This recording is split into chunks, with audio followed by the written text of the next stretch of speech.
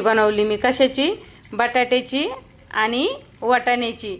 आणि याला काय केलं मी, कांदा, टमाटर, कोथिंबीर, अद्रक आणि लसूण अशी याची पेस्ट वगैरे करून घेतली बघा। अशी छान वाटायला लागली, कारण का म्हटलं चला आता।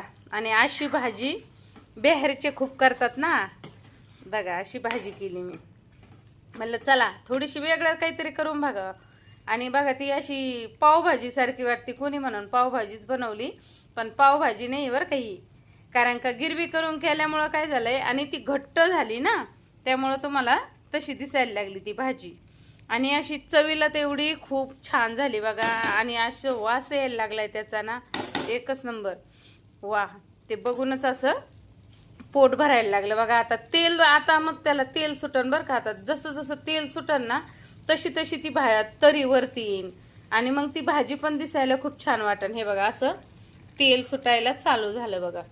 त्यामुळं मग मी काय केलं, त्याला असं तेल पण भरपूर टाकलं, पण ती गिरवी केल्यामुळं काय झालंय, तेल त्याच्यात हे झालंय। या मग नक्की बरं का, वाटाण्याची आणि